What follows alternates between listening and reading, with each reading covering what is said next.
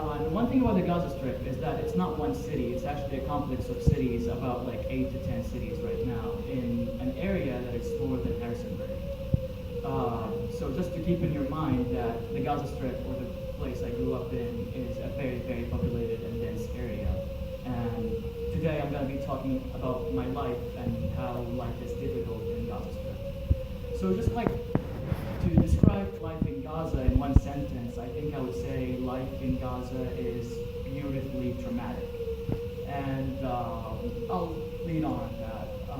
The traumatic part is I came to the States the first time in 2014 as an exchange student my junior year of high school in Columbus, Ohio. And I stayed with an American family for a while for that year. My first 2 weeks in America, I had trouble sleeping. And it wasn't that there was something bothering me or that it was something that I just couldn't fit in or something. It was the quietness of the place. You know, at night, it's a suburb, no one is out there, and it's just like quiet. Just like that. I cannot sleep if it's that quiet, till today.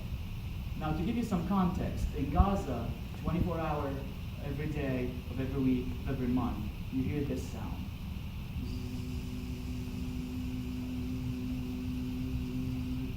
It keeps going. It never stops. And that's the sound of surveillance drones that are by the state of Israel in Gaza. So the only time when you don't hear that sound is when you have headphones in and you're listening to music. And that, I mean it, this is the only time you don't hear it. So the surveillance drones started being in Gaza, like surrounding Gaza by 2006, something around that. And since then, it was a trouble for everyone to sleep at the beginning for the first couple of years. But now we got used to it, that it's like, it's programmed in our mind, and now if I don't hear it, I can't sleep. And so when I was in the States, I went to a psychiatrist, and I was like, I can't sleep. And after 2 weeks, I was diagnosed with PTSD, post-traumatic stress disorder. And the idea is, like, when you have PTSD, it's like you should know what was the traumatic event that got your PTSD or stress triggered. And after 2 weeks, we reached the conclusion that my traumatic event was being born and living in Gaza. Nothing other than that. Now, a couple of things about Gaza in general. Since Professor Clancher is here, we're going to talk about like interfaith in Gaza. My family is a refugee family. We come from a city called, we come from a village called Al-Abbasiyya that is close to Jaffa, which is now Tel Aviv in Israel. My family have lived next to Jews and actually married into Jews, so I'm a little bit Jewish as I'm Arab, and I grew up all my life in a Catholic school. So in the Gaza Strip, there's 3% of the population are Christian, mainly Roman Orthodox and Roman Catholics. And they have churches over there and stuff like that. Before I say anything more than that, I just want you to realize that I am a very, very privileged Palestinian. So whatever I say here today, that's only my story, and it's at least 10 times worse for the normal average Palestinian living in Gaza. I grew up in a Catholic school, being a Muslim at the same time, and I remember in that Catholic school when our religious teacher, or our Islamic studies teacher doesn't show up, the priest or the head of that school would come in and teach us about Islam and about religion and about the Quran. Which was always for me was something normal until I came to the States, and apparently it's not a norm in the world. It's only in Gaza. It's the only thing you can find in Gaza, and that's where the beautiful part of life in Gaza comes in. So that's about that. Now I'm going to talk about like my life in Gaza has been separated into two: my birth, 1998 till 2006, and then 2006 and later. Starting with 1998 to 2006, so like until I was 8 years old, Gaza was occupied till 2005, and that means that there were Israeli settlements that are inside the Gaza Strip. The thing about the settlements that makes it hard to live is that it's not like they divide the area into two, that is one Palestinian and one Israeli.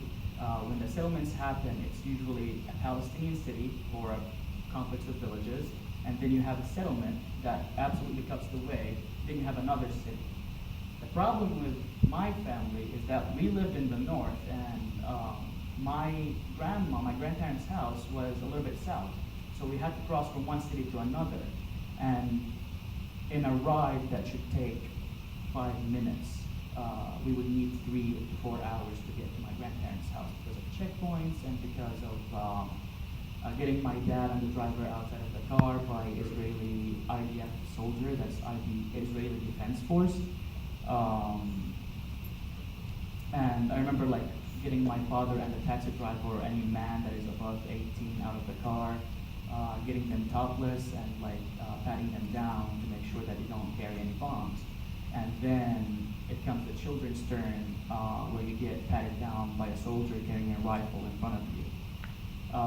So that's something that happens every day. It wasn't like something that happens once in a lifetime. And since I grew up in it, I thought that was just way life is. I thought that was normal. And I came in here and I was like, oh, it's really not the norm. A lot of things that are happening in Gaza or like happening in life are not a norm, are not usual. So up until 2005, that was basically something that happened on a weekly basis every time we decided to go to my grandparents' house and then go back home after that. 2005 is when the settlers, the Israeli settlements, were taken out and the settlers went to Israel, and now all of the Gaza Strip became only Palestinian. And we thought that this would solve our problems. It actually added a couple of problems.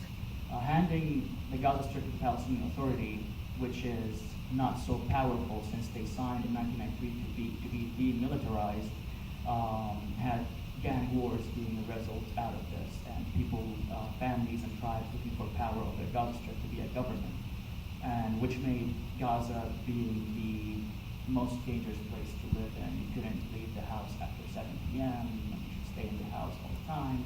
If you hear gunshots, that's a normal, that's an everyday thing. Until 2006. In 2006, we had our first free election. And there was the Palestinian Authority, the PLO, and there was another entity called Hamas, the Islamic Party, basically.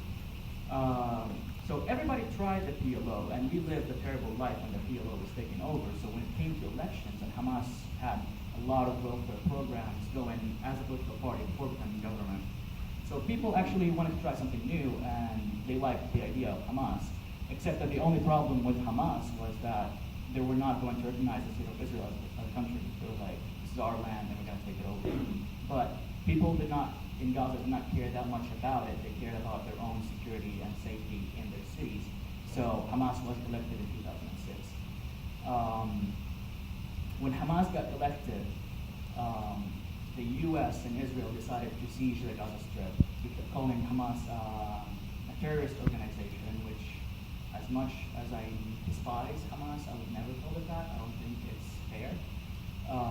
But they called them a terrorist organization and they sieged Gaza, and that comes the second part of 2006 till now, is like life under siege. This is when the drones start coming in and you have to get used to the drone sound and the zzz all through the day, every day. So in 2006, Hamas got elected, they became the government in the Gaza Strip, and they were supposed to be the government in the West Bank, but a civil war erupted. It was a gun showdown between the PLO and Hamas in the Gaza Strip, and Hamas won that civil war, and they took over Gaza Strip by power. And then the PLO only governed the West Bank. So now the problem with the Palestinian Authority is that we have two governments, not one, that are not friendly at all, and that's why we can't find common ground to seek a Palestinian state yet. That was up until 2012 when they agreed and Hamas actually recognized Israel as a country, but Israel keeps denying that Hamas recognized it, and they talk to Hamas and they're like, you did not recognize us. And like, I swear to God, we just did recognize it twice. You don't want us to pay. And so Hamas being a terrorist organization and the siege pushed every single crisis, any kind of crisis, all over the roof, up. We had problems with getting bread. Usually from my house to the bakery to get bread and come back would take me like 7 minutes. Back in 2006, it took me like 2-3 hours to stand in the line, get bread, and stuff like that. Then we started having electricity shortages. Since 2007, Gaza has been only getting 7 hours of electricity a day. And 7 hours is like when we're like oh, the day is blessed. What an awesome day. We have 7 hours of electricity. We can do all the chores that we want. And but in the normal like day to day, it would be like 3 hours, 4 hours. That's it. And again, it's something that was terrible in the beginning, but then we had no other reality, so we had to accept it, and we lived through the new program. When I came to the States, I had problems realizing that electricity here is 24 hours, and I would like work on the schedule of Gaza and be like, oh, I can't charge my phone now because the electricity is not here. I'm like, silly me, never mind. And so that's another thing that was a problem. And then comes the worst thing that ever could happen to anyone. 2009. I'm not gonna go like who started the war, but a war happened in Gaza, and it was terrible. In 2009, in late 2009, my mom was pregnant, and it was like very happy. It was gonna be my second sibling. It was awesome and all that. And I started my soccer career in my neighborhood and all that. It was just awesome. My favorite year up until December. And a war started. In that war, it was basically the IDF again, the Israeli Defense Force, which are not there in Gaza anymore, which fly their planes in and bomb Gaza. They claimed that they were only targeting people that belong to Hamas or like they're like leaders of Hamas, but lots of civilians, lots of children died that had nothing to do with Hamas that year. And there were some use of weapons that are illegal to use, like blood phosphorus and sulfur and stuff like that. By the end of the war, my mom had miscarriage with the baby she had, and we thought it was just her, but after a couple of months after the end of the war, miscarriage rate goes up 70-something%, and it was the chemicals that were used in these illegal weapons that caused that in Gaza. But again, we go and we like, well, they treat us in an inhumane way, and we're like, yeah, they are, but they're terrorists, so they can do whatever they like. Another aspect of the siege was travel speed. Gaza, again, it's 8 cities that are smaller than Harrisonburg in total. And the problem is like, if you want any like advanced medical treatment, you need to go to Egypt or go to Israel or Jordan or anyplace else other than Gaza, since like the siege caused a shortage in medicine and electricity, so hospitals couldn't work in full efficiency. And that being said, we could not travel anywhere. We were not allowed to travel. And as I said before, I'm only a very, very privileged Palestinian. That's why I'm sitting here, while other people in Gaza can't travel to get medicine or to get treatment.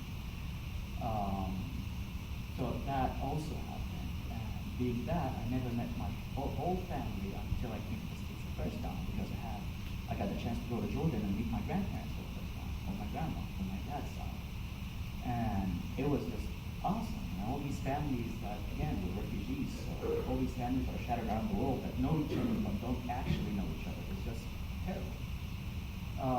After 2009, another war happened in 2012, and it was less harmful than one in 2009, but again, a lot of kids, a lot of women, a lot of men that had been killed Hamas died through that war.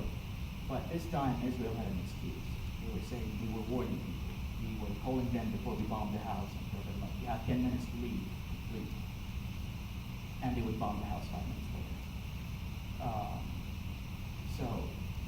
And they didn't even call all the houses that were bombed. I know, I lived in a place where the house was called before being bombed, our neighbor's house, and we ran away with them.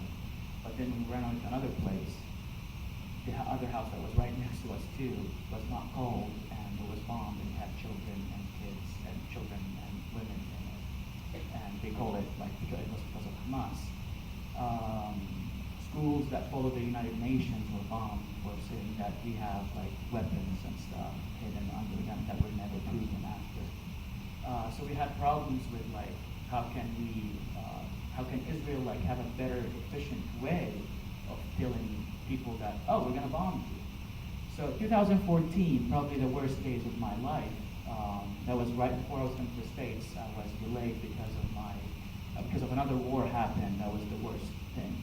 And if you think that death is the worst thing you can think of, it's not. In 2014, one night, I had two kids that were not 5 years old yet that were wishing to die.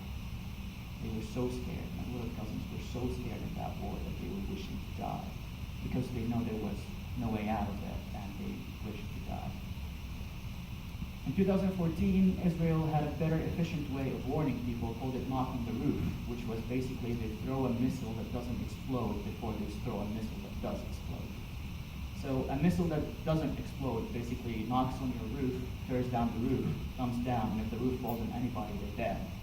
But then comes but that should be the warning that, oh, we're gonna blow you up soon.